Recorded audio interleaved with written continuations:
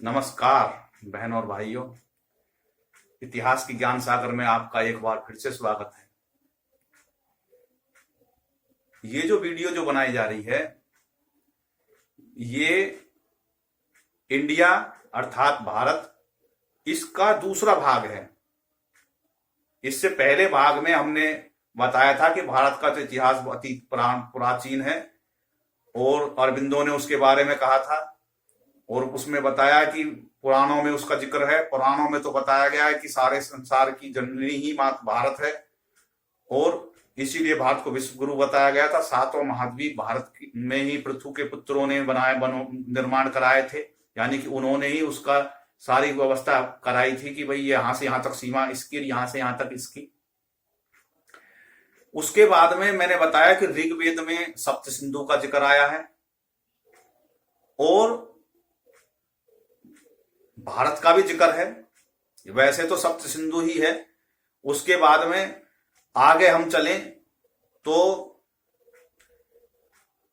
महाभारत में और रामायण में भी वर्णन करा गया है और महाभारत में दो बातें आई थी। वो सब बातें मैंने मोटा मोटी पहली वीडियो में आप देखेंगे। इसमें वीडियो को ज्यादा लंबा ना करते हुए तो हमारा टॉपिक शुरू होता है इस वीडियो का।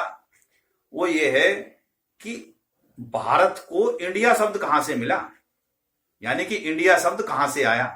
तो इसका इतिहास जो शुरू होता है वो होता है छठवीं जो है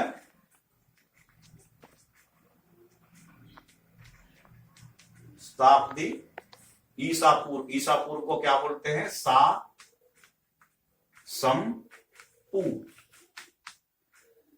यानी कि BCE बिफोर जो है कॉमन इरा। तो उसमें एक देश है ईरान, आज बोलते हैं उसको ईरान।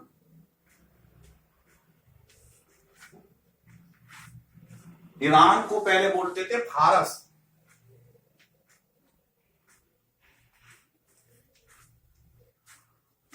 उनकी भाषा को फारसी बोलते थे, कहते थे हाथ कंगन को आरसी क्या, जानने वाले को फारसी क्या। तो फारस, उन्होंने एक बार सैन्य अभियान शुरू करा और वे उनका रुख जो है भारत की तरफ हो गया। उन्होंने सिंधु नदी के आसपास के जो राजा थे उनको उन्होंने जीत लिया, यानी कि उसका कुछ भूभाग जो था वो वहां से जीत लिया। और उन्होंने जो सिंधु नदी के जो भूभाग था, जो सिंधु जिसको राज्य था, उसको उन्होंने इंदु शब्द से अपने कहा हमने इंदु के वहां पे कब्जा कर लिया। इंदु को फारसी भाषा में हिंद जो है लिख लिया और अपने जो उन्होंने जो शिलालेख बनाए उसमें लिख दिया हिंदू, किसी किसी जगह हिंदू, किसी जगह हिंदू। और उसके बाद में एक शब्द निकल के आ गया हिंदू। जो ये हिंदू शब्द जो आया, इसका उस समय पे मतलब हिंदू धर्म से नहीं था, केवल भौगोलिक क्षेत्र माना जाता था। भाई यहां से आगे हिंदू शुरू हो जाता है। उसके बाद में अब बात आती है हिंदू तक तो पहुंच गए, यानी कि सिंधु से बना इंदु और इंदु से बना हिंदू। उसके बाद में यूनानी जो थे, सिकंदर का नाम सुना होगा सभी ने। सिकंदर महान बोलते हैं कि सिकंदर ने की थी पोरस से लड़ाई। तो सिकंदर और पोरस की लड़ाई हुई थी। तो उसके इतिहास में ना जाते हुए उसने भी फारसी स्रोतों से ही जानकारी उठाई कि भाई इधर भी कोई जो है वो है हिंदू। उन्होंने जो है आक्रमण यहां पे करा। वो भी सिंधु के आसपास के एरिया में उलझ के रह गए। वहां पे पोरस राजा से उलझने के बाद में समझौता हो गया और फिर वे उल्टा चला गया, क्योंकि चाणक्य ने जो है चंद्रगुप्त के जरिए उनको वहां से परास्त करा के और भेज दिया। उसके बाद में सिकंदर भी मर गया। तो उन्होंने क्या करा, इसको हिंदू को क्योंकि उनकी सबकी बोलने के बाहर लहजा अलग अलग है। हिंदू को उन्होंने बोल दिया इंडोई, इंडू, फिर से, या इंडोई,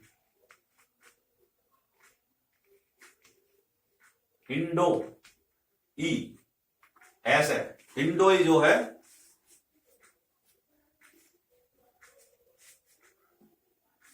इंडोई जो है उन्होंने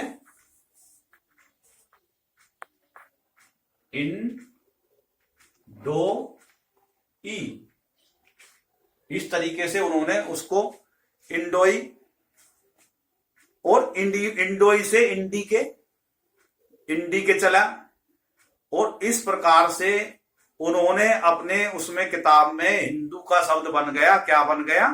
क्योंकि उन्होंने जो यूनानी भाषा में जो है हिंदू को है अक्षर हटा के उन्होंने ई जोड़ दिया, और इंडू से हिंडोई, और हिंडोई से बन गया इंडिके, बिगड़ते बिगड़ते इंडिके। और एक किताब का नाम है इंडिका जो मैग्निस्ट की लिखी हुई है, और वो जो है सम्राट के साथ में ही वो इतिहासकार आया था, उसकी किताब का नाम ही इंडिका है।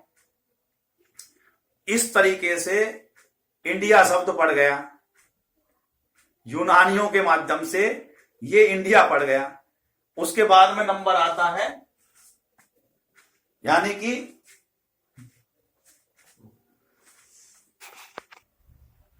तो इस प्रकार से यूनानियों ने सिंधु, सिंधु से इंदु, इंदु से इंडोई, इंडोई से इंडिके, इंडिके से इंडिका जो है नाम जोड़ते चले गए। उसके बाद में चीनियों ने भी जो है भारत को, जैसे क्योंकि भारत में बौद्ध धर्म का विकास हो रहा था, तो चीन और भारत के जो शब्द ये जो हैं, भारत के जो शब्द भी प्राचीन ही हैं, चीनियों के द्वारा जो रखे गए हैं। उन्होंने अपने ग्रंथों में इंडिया का उल्लेख जो है क्या किया है? यिंतु, क्या करा? यिंतु, यिंतु, क्योंकि वो अपनी भाषा में वो बोलते हैं, चीनी भाषा में। तो उन्होंने जो है सिंधु को हिंदू, हिंदू से इंदु, और इंदु से उन्होंने लिया यिंदु, ये यिंदु। तो एक अन्य शब्द जो चीनी भाषा में यियंजू, यियंजू भी आता है। क्या आता है? यियंजू, यियंजू। यियंजू का मतलब होता है स्वर्ग तुल्य, यानी कि स्वर्ग तुल्य जो एरिया जगह है वो भारत है। अब ये क्योंकि भारत बुद्ध की भूमि रही है, तो बुद्ध को उन्होंने, धर्म को उन्होंने अंगीकार किया, और उसके बावजूद भी क्योंकि भारत का जो भूभाग है इतना सुंदर है, और वहां पर सब चीजों की जो है वहां का रहन सहन, धार्मिक उत्थान, सांस्कृतिक इतना विकास था, उन्होंने उसको कहा है कि ये स्वर्ग तुल्य जगह है। तो एक और थे चीनी यात्री हुनसांग, जिनका वैसे तो नाम जो था जुआन जेंग था, लेकिन यहां पे भारत में उसे हुनसांग के नाम से जानते थे।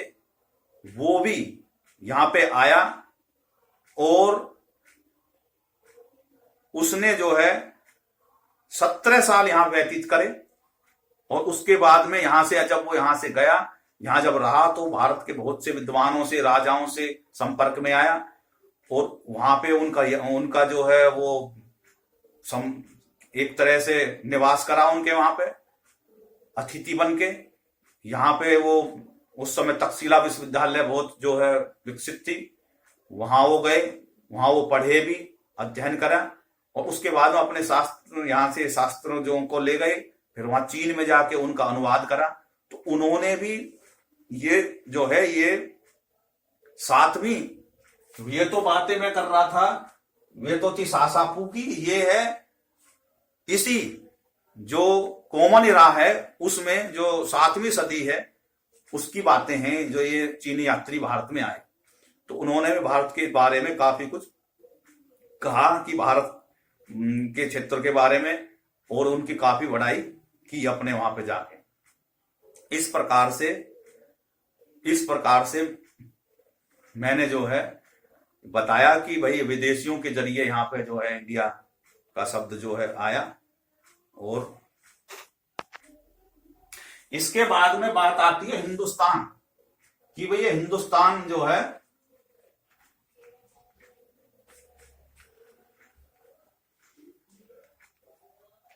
हिंदुस्तान शब्द कहां से आया। तो हिंदुस्तान शब्द भी फारसियों का ही दिया हुआ है। आज से 1800 वर्ष पूर्व उन्होंने अपने शिलालेखों में इसका प्रयोग करा, हिंदुस्तान। और जब वो उन्होंने शिलालेख में प्रयोग कर दिया तो उसके बाद में जो है ये शब्द इतना प्रसिद्ध हो गया कि जो भी आक्रमणकारी आक्रताएं भारत पे आते वो ये कहते हम हिंदुस्तान पे अपना अभियान के लिए जा रहे हैं, तो ये पॉपुलर होगा। जो भी जो है ये कंट्री थे और जो उधर के आते थे आक्रांताओं के जो भी उस समय का अभियान को, वो हिंदुस्तान पे अभियान के नाम से वो कहते थे, प्लान बनाते थे, और ये हिंदुस्तान शब्द प्रसिद्ध हो गया। तो देखो एक देश उसके कितने नाम, इतने तो किसी के इंसान के भी नहीं होते। घर में बाप बच्चों की जैसे रहते हैं, एक देश के कितने नाम हो गए। वरना बहुत से संसार में इतने देश पड़े हैं, एक ही नाम से अपना गुजारा कर रहे हैं। इस वजह से इस प्रकार से मैंने जो है ये बताया कि भारत कहां से, भारत का नाम कैसे पड़ा। भारत के नाम से भारत का नाम भारत पड़ा। भरत जो है दुष्यंत के पुत्र थे। दुष्यंत जो थे वो जो है चंद्रवंशों के महाराज थे, और दुष्यंत शकुंतला के नाम से कहानी काफी प्रसिद्ध है। और ये इतिहास की बातें हैं। इस प्रकार से मैंने इस वीडियो में बताया कि जो है भारत का इतिहास के बारे में। इस वीडियो को लाइक करें, चैनल को सब्सक्राइब करें। बहुत बहुत धन्यवाद। बोलो भारत माता की जय। जय हिंद, जय भारत। बहुत बहुत धन्यवाद।